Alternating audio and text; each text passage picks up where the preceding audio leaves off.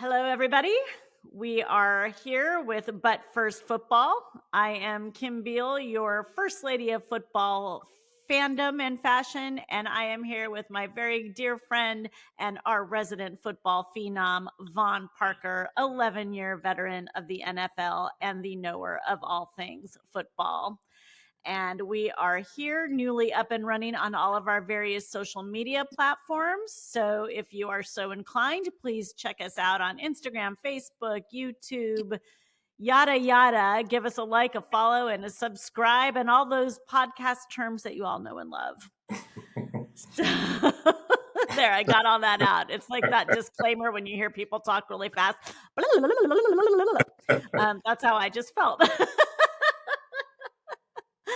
But anyway, we are here, But First Football. And as always, our first segment is our football fundamentals. But before we get started with that, because usually we say that and then I have to put something out there, Bucks related, which I'm going to do right now, and wish my favorite Buccaneer player, Mike Evans, a happy belated birthday. He turned 31 years old yesterday. Okay. So happy birthday, Mike. And I did see that Baker Mayfield and Chris Godwin smashed a cake in his face. Brave. Oh, okay. Brave. I think that's brave. I mean, Mike Evans, you don't mess with Mike Evans. Mike Evans is a big man. Yeah. He's a big man. But he seemed to handle it well. And so anyway. Well, so that's my Bucks moment.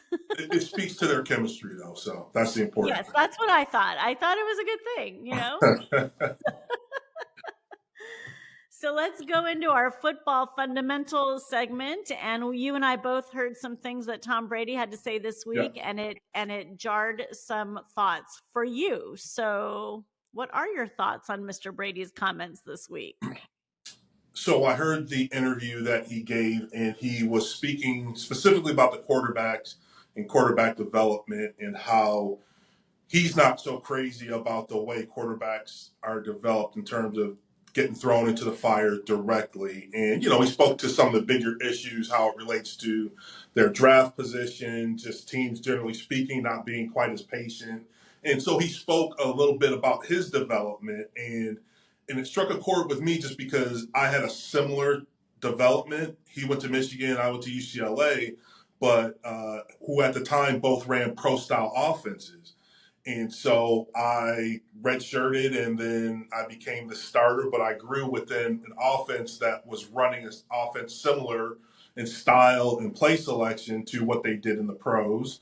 And then I sat initially for a year and a half, and then eventually stepped into the starter's role. And it just made me think about the development and what the responsibilities are from the team, from the player, and anyone who saw Tom's comments, he's not a fan of how it's done now, where kid, especially, and I think about it, and I thought about it in particular because as an offensive lineman, I know how much I had to know on paper, and then the difference once I was a starter. I knew it on paper, but I got into the game, and now that X on paper isn't staying right where it was when I was looking at it in the classroom. Right now, this guy is free to move wherever he wants, and so it just, I remember like my brain, I couldn't be as aggressive as I wanted because I'm thinking about, oh, am I doing the right thing?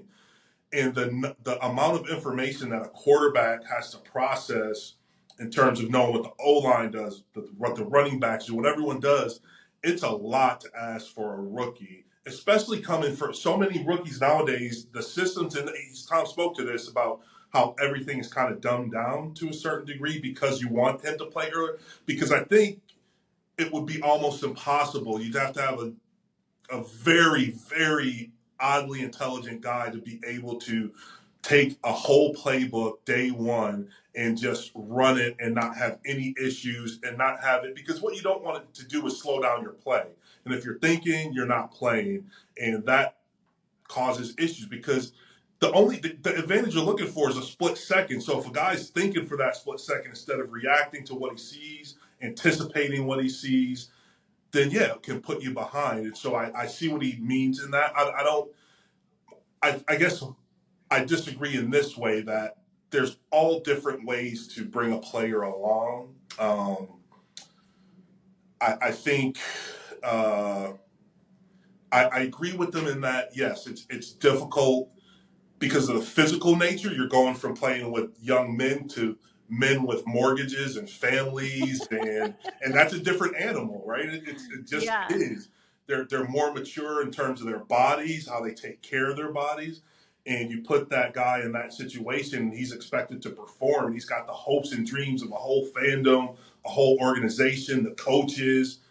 And so it's just natural. I think that kid is in a position where maybe it's above his head, and so you do dial some things back, or at least make it more palatable, where he can attack it, and hopefully his athleticism can take over. And so it. So there were a couple things that I heard on the Dan Patrick show. They were really talking about these comments. So what are you? I mean, do you think that first of all, these teams are making huge financial investments Oh in yeah, these young absolutely. quarterbacks? Yes. So I mean, the reality is, is it truly something that can a quarterback that they're paying that kind of money for, like a Caleb Williams and even Bo Nix in Denver, who's going to get the start?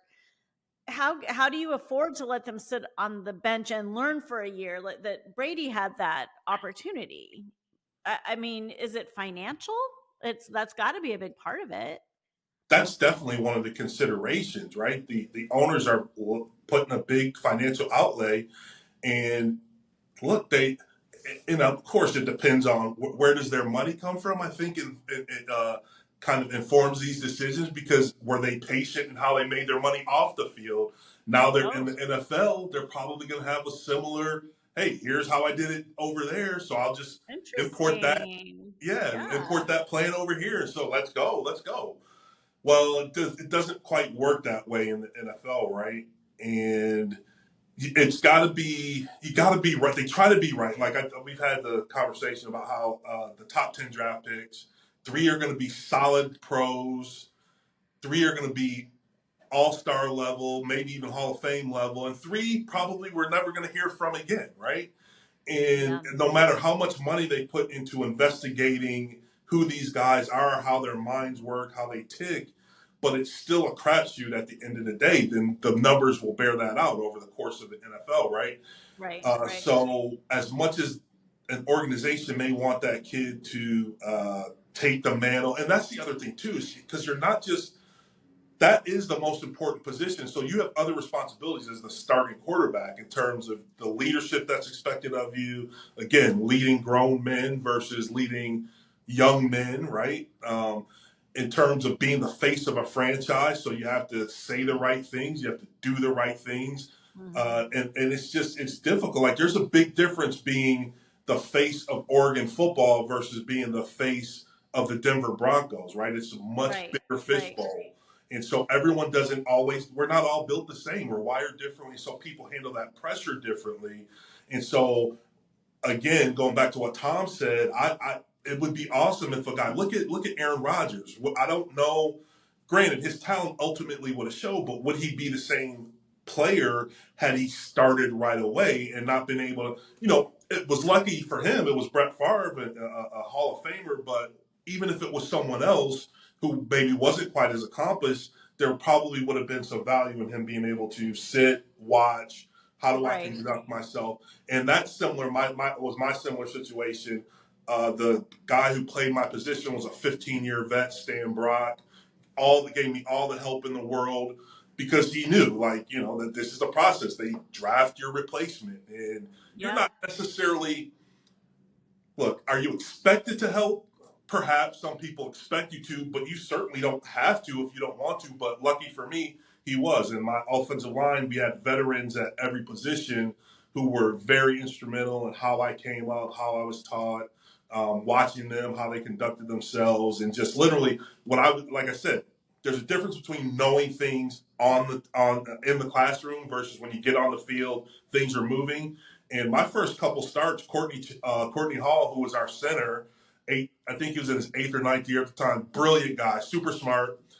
He could see the deer in the headlights look, and he would just literally call out who he wanted. Vaughn, block that guy.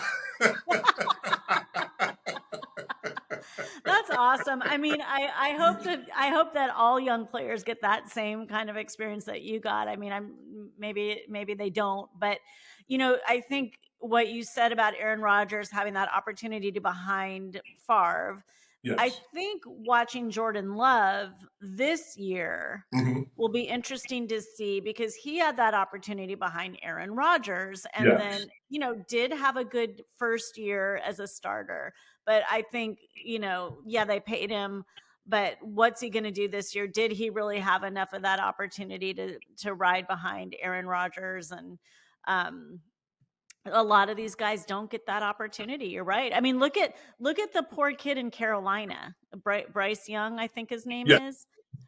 He had, I mean, just a fiasco of a Yeah. rookie year, and it Yeah. wasn't all his fault. They did nothing to support the guy. The owner's too busy throwing drinks on fans, so whatever.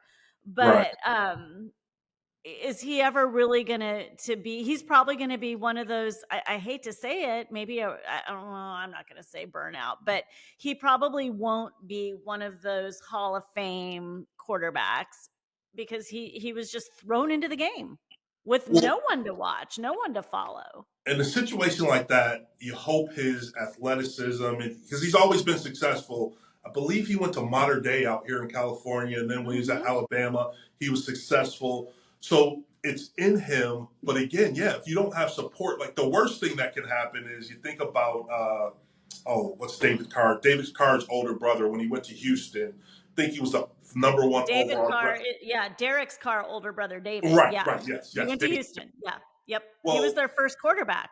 Well, it wasn't even so much that he was thrown into the fire, but he didn't have a great offensive line to protect him. And Yep, he physically got beat up and just seemingly never recovered to reach the yeah, heights that perhaps he could have, right? yeah, So, where you get drafted, their philosophy about how to bring guys along and support, because the quarterback, you got to be supported by every system on the team, not just offensive line, not just running backs and receivers. You also have to have a defense that plays complementary football and helps you out and doesn't leave you on the field all day, right? yep, So, yep. um, yeah, it's just also the player responsibility because again, we're all wired differently. How do we? What's our approach to being a pro now? Right? This. I'm Mhm. being paid. This is my job, and how do I go about?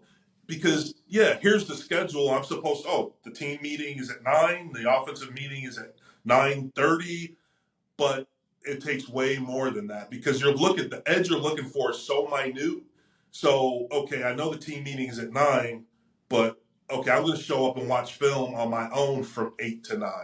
Oh, I'm supposed to work out twice this week, but you know what? I'm going to work out 3 times. Well, guess what? And even that might not be good enough because the guy who's in Kansas City, maybe he's showing up at 7. Maybe Yeah, he's working out 4 times, right? So that's the yeah, game within the game of how does a player help his own development in terms of, and so that's where I think it helps having that older guy where you can watch him. How does he prepare? How does he go about it? Oh, here's what the coach says, but here's what he's right. doing in addition, right? So again, I didn't agree with everything Brady said, but I definitely think there's some value in unfortunately, everyone doesn't have that luxury like a Bryce Young, where you hope they get some things together where you can see. Because I'd love to see a California kid do well, right? Yeah, So yeah. Well, I will tell you that I did not necessarily agree with Tom Brady, and I think Peyton was part of this. Peyton Manning, their top 5 active QB selection. yes, yes, So they and no order because I just kind of wrote this down as I heard it, but Josh Allen, yep, Lamar, yep, Aaron Rodgers, yep, Joe Burrows, and then of course Patrick Mahomes. yes. So I'm just going to personally say, how in the heck does Aaron Rodgers make that list? When he played 4 plays last year. We don't even know. He's not playing in preseason. They just said that today. He's not playing until the actual start, which by the way, I was wrong last week. Green Bay is playing in Brazil, not Kansas City. Okay. And that has nothing to do with Aaron Rodgers. So sorry, I just thought of that. But how can he be on that list? I I mean, look, those were contemporaries, right? And I think yes, perhaps that's what I think. I'm not going to discount what they say. They believe what they believe, but perhaps it was throwing one of your contemporaries a bone. And you know what? And also, look, it depends on how you look at this, right? The way I Right. like to look at these types of things is not top five quarterbacks. Look at the stats. Look at their win percentage because you can look at it. So Tua, right? Tua, by most metrics last year, was maybe a top 3 or 2 quarterback, right? Hmm. But there's still some reservations out about Tua. He had a lot of offensive talent, superstar talent around him. So was it really him? So the way I like to look at it is, if my life was on the line, who were the top 5 guys I'd want playing quarterback for me, right? Which is an odd way Right. to do it, but yeah. So I I disagree with a like couple that of way them. of Yes, thinking. yes. So I so also what's your just a list though? little bit Joe Burrows. I know, but he really he hasn't completed a season. He seems to be a little injury prone. I don't know. I I don't know. agreed with that one. I did agree with that one. I agree with Joe Did Burrow. you? I had him. Mahomes was easy. Yes. Yes. Lamar was easy. Yes. And then I disagree with Rodgers and I disagree with Josh Allen because Josh Allen, granted, he gives you those flashes where his talent is undeniable, but he's very up and down just from season Yeah. to season, game to game. There's like the consistency isn't there for me. And again, Yeah. like this, I'm fighting for my life here. I agree. But who would you put in there? Like, So I put in Justin Herbert because I think he elevates this season because he's not going to be fighting Brandon Staley every game, right? right. His head coach, Yeah. his former head Yeah. coach, I think he had to overcome so much in his own head coaching that his talent wasn't able to rise and he wasn't able to ascend to that top 5 level. So I think he Mhm. ascends. And then the other one was a little tough. I considered Jordan Love, but you know what? I think I picked CJ Stroud. That's who I was thinking. Yeah, yeah. Because he That's was who I so was thinking. consistent, like for a young guy, like disregarding our previous conversation, he seemed to be able to handle it all, right? Yeah. So he went from season to season, just improved, or season to season, game to game, improved on almost a hockey stick trajectory. Got them into the playoffs for the first time in quite a while. So I think he might be that guy, that I fifth think guy. so too. And you just made an interesting point about Justin Herbert kind of having to fight against his head coach. Well, I Hmm. think the opposite was true for CJ Stroud. I mean, the head coach in Houston, he just seems remarkable to me. Yeah, Um, D'Amico. D'Amico. Yes, D'Amico Yeah. Ryan. Yeah, I always get his name wrong, but he just seems like the kind of coach that is ideal for a yeah, kid like CJ Stroud. And I know he's a defensive minded coach, but you see his passion and it trickles down. And yes. yeah, I had him on my list as well. And so let me just have one moment of a complaining moment. Okay. While I was researching, watching stuff for this week, I was watching ESPN and I forget what show, but they were doing fantasy stuff on the side, and I'm not a fan of fantasy football, as you know, but Baker Mayfield was ranked number 24 out of 25. Bryce, Oh what's boy. his name? Bryce was ranked ahead of him. How can that even be? I mean, what the heck? The guy that was below him was Geno Smith. So I think these people are effing nuts. There's an F word for you. Effing nuts. Because I Baker Mayfield is a scrappy, like, leader. And I'm just gonna say he is not number 24. He should be higher than that. I won't give a number, but he should be higher than that. 24.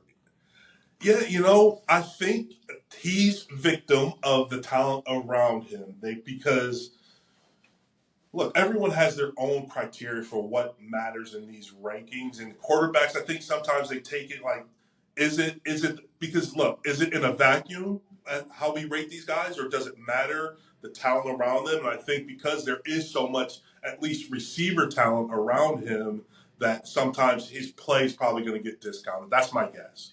Well, If okay, that but makes you feel see, better. that's why I can't play fantasy football because my fantasy football team would be the Buccaneers. And by the way, Mike Evans was number 15. I'm sorry. I'm sorry. Anyway, But see, but fantasy football is all about finding the value that everyone else doesn't see. So Mike Williams, I'm sorry, Mike Evans at 15, I would love that. yeah, okay, I get that. I mean, let's face it, he is double and triple teamed in at every moment. So Yes. yeah, but I was kind of pissed actually about that. In case you can't tell. But that's the beautiful thing. Baker has the opportunity to go out and prove them all wrong this year. And I'm going to tell you something, the whole team is playing that way and I love it. So I'm that's okay. Yes. We have our last preseason game tomorrow night against Miami. Ah. So anything else on the fundamentals? We can move into the frenzy unless Yes. there was something else. Okay. Nope. So I have a few things with the frenzy. First of all, football frenzy. I know Ashton's going to put little confetti in there and it's going to look weird. But football frenzy is when we like touch on all kinds of random stuff from the NFL. So first of all, I watched the New Orleans. Who were they playing? The New Orleans game Sunday night. Mm-hmm. And I'm just going to make a comment, and I don't like to be, mean and comment on people's looks, but I'm just going to say, Dennis Allen, you should not wear that shirt. It was too tight. Okay. It looked a little man boobish. Okay. It wasn't flattering. So I'm just going to make a recommendation to Dennis. Don't wear that shirt again.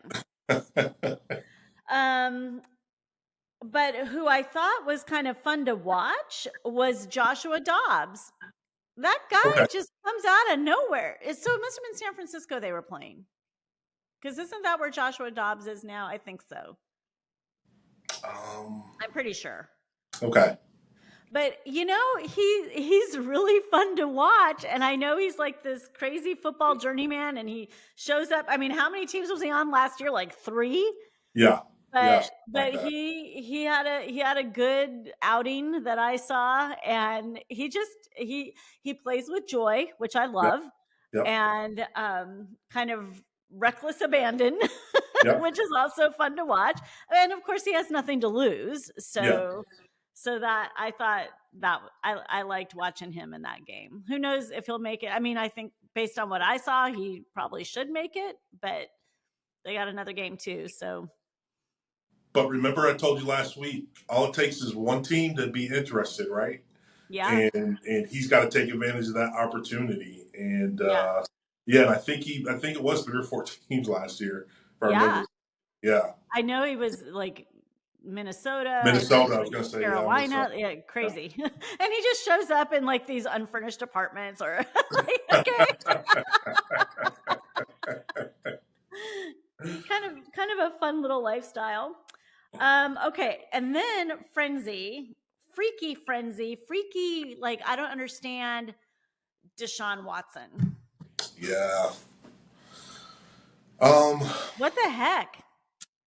Look, sometimes, like we said, draft picks don't work out. Sometimes free agent signings don't work out. I'm not saying that we're there yet, but everything I'm reading is, the coach isn't worried. The franchise isn't worried. Trust me, they're worrying. They should be worried.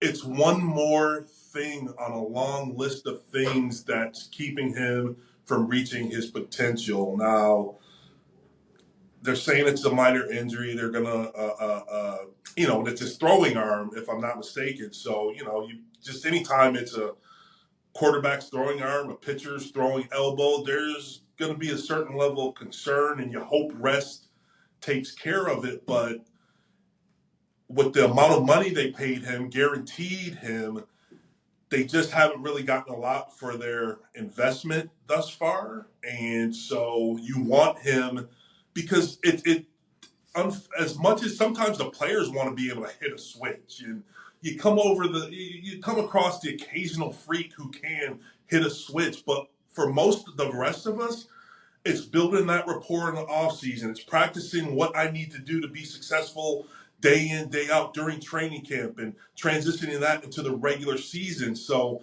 when he's missing those reps, you got to be concerned. So, and it's never one. It's not one thing. And look, mentally, I can imagine he's not in the same place he was before the controversy surrounding, the accusations against him. And so I'm sure that plays a part in it. And so it's just one more thing. And Cleveland fans and the Cleveland organization, I'm sure, it's just like, oh my goodness, you got to give us a break. Yeah, they have. I mean, they have that incredible defense, and so many good things on that team. And of course, I have a soft spot for Jameis, and I'd love to see him have some opportunity to do well. Hmm. But I'm not a Deshaun Watson fan. I think what he did was not good. But it's every time I see, like a little blurb, sore shoulder, like again, like Yeah. maybe this game isn't for you, Deshaun. I don't know. I mean, But go Jameis. And then another strange, the contract situation with Jamar Chase. Do you know yes. what's going on? I don't understand.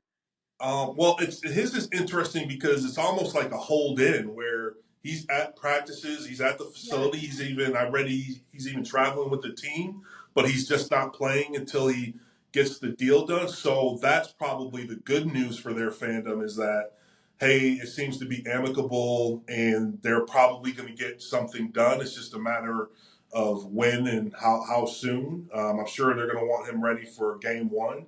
yeah. And since he's there, I'm assuming he's getting good work. Now, is it the same as practicing and playing? No, but I'm sure he'll be fine. And look, the other reason why I'm pretty sure it'll get done is because in in the league now, the rules are so skewed towards the throwing game, and it's so important to have high productive players at the quarterback spot, at the outside receiver spot, and he's one of the tops Yeah. in the game, and so they definitely want, and especially considering the chemistry those two have, he and Burrow, going back to college, right? So they want to Yeah. get this done, and so the numbers I hear are he's looking for an extension of 4 years, 160, which would put him above Justin Jefferson's deal. But I was also reading where his situation a little bit different because it'll be a little bit more cap friendly for them. So I'm pretty sure it's just within a week, maybe week. Let's call it a week because opening weekend is the following Yeah. week. It's So I'm sure they're getting going to want there. him to get a full week of practice. So I'm guessing within the next week we should hear something on the front for his contract. Now, what about? So I wrote down Chase Young. Why hasn't he been able to stick with a team? Good question because he's super athletic. He really is. He's He's kind of scary, like he's so good, but he yeah. seems to not be able to stick with a team. And I was wondering if you noticed that or what you think is going on there. I saw an actual, it was a YouTube call it right around the Super Bowl, right after the Super Bowl, and this guy clearly wasn't a Chase Young fan, and he said some things that, as I'm looking back, and I don't know this to be true on my own, but he showed several plays where Chase Young was kind of loafing, meaning not going full speed on the Mm. backside of plays. And this guy clearly had an agenda. But as I'm thinking, I'm like, oh, could that be part of why could sometimes he doesn't stick on? Because he's a high draft pick, super Yeah, talented, so he's always going to get a chance. But why can't he stick on? And sometimes I haven't looked at his stats, but sometimes the stats don't always match the talent level or match the effort level. And yeah, so, but at that position seems to be pretty stat dependent. Like they want to see sacks versus, oh, he had a hurry, right? Oh, he yeah. almost got there. He put pressure on the QB. But Like that's kind of one where the stats do kind of matter at defensive end. And it could be, look, not having direct knowledge of the situation. It could be a million different things, but it is kind of surprising that a young guy who seemingly is so talented, definitely athletic, has not been able to stick on to Is a he the team. one? Is he the one? Is he the honey badger? No, no, no, no. Who's that That's guy? I forgot. Tyron Matthew. Oh, okay. Yeah, Okay. But yeah, I noticed, I'm like, "Oh, he's here now?" Like he's every year he's been on a different team. yeah, So, yeah. and then another little thing wanted to ask you about the whole Brian Flores Tua Oh, yeah. situation. That was really interesting to me. Yes. Um, Um, and I applaud Brian Flores for the way he handled it, by the way. I think that showed a lot of growth and I don't know, maturity. well, it was interesting just to hear Tua, who typically I've known to be just kind of a quiet guy, right? You Yeah. don't hear much from him, at least not much that's controversial. And it made me think about, look, uh, one, you don't have to like your coach. Two, can it be better? Yeah, I think if you get along, but you don't necessarily have to. And sometimes it's better when your coach is tough on you. Now, what Tua spoke about kind of sounded like it went beyond hard coaching, and I know some of the reaction to what Tua said talked about him being soft. But look, he played at Alabama under Nick Saban. He's used to and Some cursing. thrive in tough coaching, right? So he can be coached hard. So I don't have any doubt about that. But sometimes just personalities, for whatever reason, don't click. And that's not a football thing. That's just a life thing. But we still have to be productive together, right? And they Yeah. weren't, which is why either the player's going to move on at some point or the coach is going to move on. And so, um, and I'm sure Brian Flores didn't necessarily want to address it, but I'm guessing someone in Minnesota says, hey, maybe you need to speak to this. And yeah, it sounded like, he said, yeah, I wish the best for him, right? And so whether, and look, again, Tua was young, perhaps sometimes perception, not discounting his experience, but I'm saying sometimes something you see as being deliberately, not mean's not the word, but maybe it was just hard coaching. He came out of that Patriot system where it's kind of a little distance. It's not touchy feely coaching, right? Right. And so perhaps that can be taken a certain type of way. But I just think ultimately, I think because of the 24-hour news cycle, it's interesting. But ultimately, I think it's not a big It's deal because yeah. you go through all these rosters right now. There's coaches and players who don't necessarily go have drinks after the game together, but they're Right. able to, hey, give me the coaching I need. Hey, I'm going to give you the effort you need, and hopefully we win these games, and you help me win my position battle every week, and we win these games, and we have some success. So, Yeah. yeah, Yeah. I think you're right. yeah, All right. So, on the family/football front, I have been sharing with you my nephew Dylan, his yes, recruiting experience with the colleges, and he's now 16 and an O line player, and he's in, I think, week 3 of his season. And I sent you some of these crazy photo or these social media posts that these colleges are sending him, and I first of all, what a fun job that has to be, is to sit down and make these things for these high school players. Go Dylan, beat Mill Creek. Like, I right. mean, that's kind of fun. But what do you make of all that? Again, I hate to make everything about me, but it just reminded me of my own recruiting experience, right? did But they it's did they, did they do that? There no, wasn't social media. there was nothing so, at least not for me, there was nothing so targeted as to actually make it about me specifically. But they definitely bombard you with marketing materials. And so the story I have to tell is the confusion about whether something was specifically for me or not. I got a recruiting brochure from Florida State. It was super glossy, all the Woo! colors, Go Bobby Bowden. So Knowles. this is the late '80s, right, when Florida State was at the height of their power. So everyone knew who Bobby Bowden and Florida State were, and I get it. And I can't tell you how generic this thing was, but I swear to you, I thought Bobby Bowden was talking directly to me, right? Like that was a confusion, and I was like, "Oh my god, Bobby Bowden wants me to come to Florida," right? And then I look back now when I turned, I was like, "This couldn't have been more generic." So when you sent that to me, that was the first. I was like, "Oh my goodness!" Like they really make it about the player nowadays, right? It's like micro-targeting. Oh yeah. Yeah. Well, I'll make sure Ashton has a few of these he can put up on the podcast, because it's crazy, and it's like every school, and he's being recruited by so many, and they're all sending something, and it's just, but I do think that would be a fun job to kind of create that stuff. It's definitely more personal than thinking Bowden is writing you personally. Yes. Dear Vaughn, love to see you in Tally. Yeah, there was none of Jump that. on. And you sent me plenty of his tapes, and so it's just going to get bigger, better, and crazier for him because he can play, and they're going to, a lot of schools are going to want him. So I think so. I think it's, it's such a.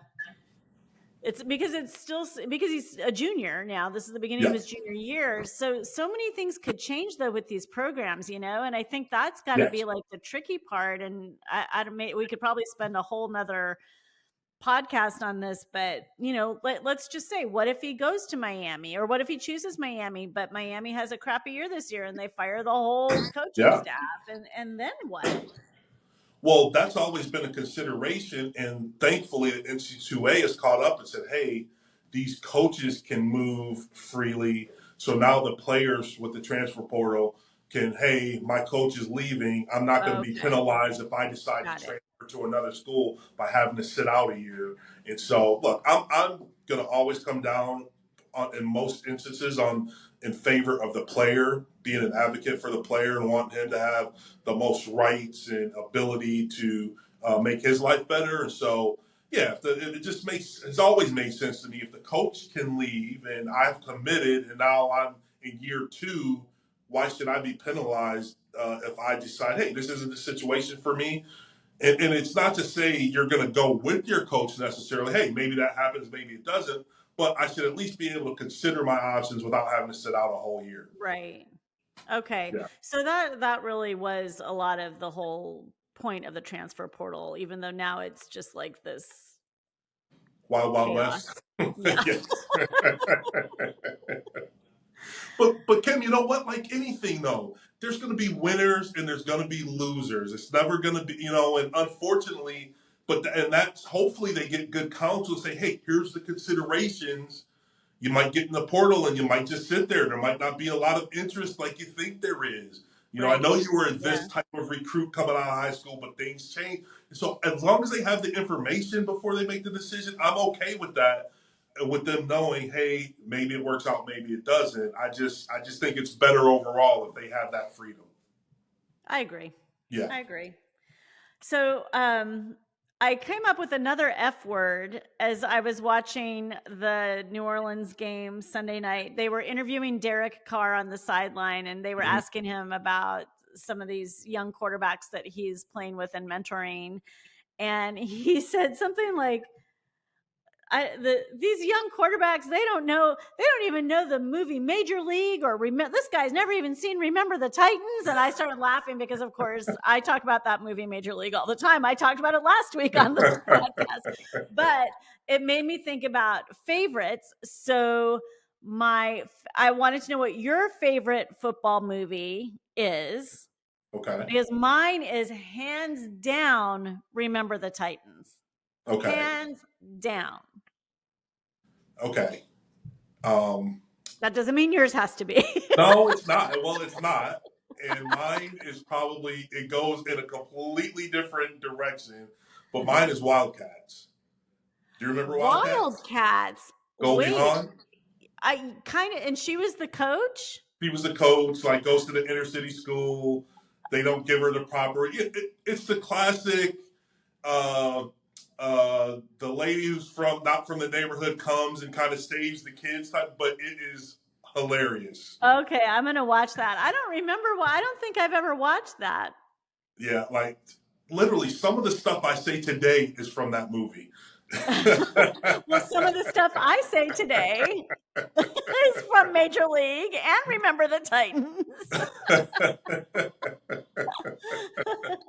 You know, it was funny on the DNC the other night. It was the night of the roll call. The state of Indiana had the actor that played Rudy. Oh, You know that movie Rudy about Notre Dame? Yes. Oh, that's He funny. was like the guy who said, you know, Indiana proudly casts their 3 delegates or whatever. But yeah, he was the actor that played Rudy. Oh, that's funny. That guy, that's been his whole career, I think. University of America, Notre Dame. Yes. It's like Notre Dame is like the Dallas Cowboys. Yes, very much so. A lot of fancy stuff and not a lot of substance behind it. You know what though? I will say this though. The guys that I know that have gone to Notre Dame have all been super solid guys. So I as much as I like to give Notre Dame a hard time, I give the players that I know all very solid guys. Well, and just like any team, you know, they go through their cycles. So. All right. Well, I think that we are about at time, and this is our last week of preseason. And then next week, you and I think, are going to be really busy dissecting the massive cuts from 90 to 53. Yeah. Ouch. Yeah. There will be some. And then that's the thing, right? Once your squad is down to 53, you still can't breathe if you're at the end of those cuts, because guess what? They're going to look amongst those guys who got let go. Who can we bring in to help us, right? So, yeah. Oh, yeah. They could. Some team will go like, that guy's free? Exactly. You're out of here. Exactly. So, yeah. So I think next week that's going to be a lot for us to talk about. And then the following week into the real season. Yes. So it's super exciting. Yep. Good times coming up. Good times. All right. Well, as always, super helpful, great info. And you know what, Vaughn? You said it not to make it all about you, but buddy, it is all about you because you are our football phenom. So there you have it. Thank you. Well, thank you. All right. Well, thanks everybody for watching and listening. But First Football. And my disclaimer before still carries over. Go give us a like, a follow, and yada, yada, yada on all those platforms. All right. Thanks, Vaughn. Okay. Thank you, Kim. Bye. Bye.